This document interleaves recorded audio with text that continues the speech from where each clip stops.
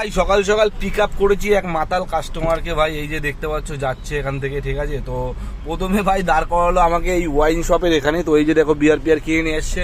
তো আমি বললাম দাদা এরকম মেন রোডের উপর দাঁড়ানো যায় না, তুমি আমাকে আগের থেকে বলতে পারতে, তাহলে সার্ভিস রোড নিয়ে দাঁড়াতাম। আর এখানে ভাই যদি কোনো কেস খাই তো উনি বলছে যে কেস খেলে উনি পেমেন্ট করবে। এখন নিল এখান থেকে বিয়ার, এই মানে এই যে তোমার এখানটা চিনার পার্ক যেতে যে বাদিকে সার্ভিস রোডের উপর পড়ে, এখান থেকে নিল বিয়ার, আর এখান থেকে ভাই দিতে গেছে চাকনা।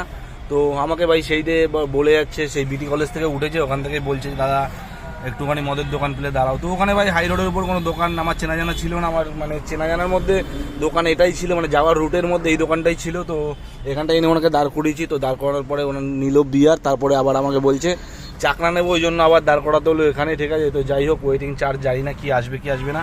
তো সকাল থেকে গাড়ি চালিয়েছি ভাই, এখন অব্দি 34 কিলোমিটার, আর তোমার দেখা যাচ্ছে না ঠিক মতো, 34 কিলোমিটার গাড়ি চালিয়েছি। আর গ্যাস দেখতে পাচ্ছ আছে, পুরো একদম ফুল গ্যাস আছে, আর ওয়েদারটাও বৃষ্টি ওয়েদার আছে। তো জানি না কীরকম কী কাজ হবে, এটাই আমার আজকের মতো ফার্স্ট ট্রিপ। তো আজকে সানডে আছে, ওই জন্যই একটু লেট করে বেরোলাম, কেন অফিসের ডিউটিগুলো ভাই থাকে না।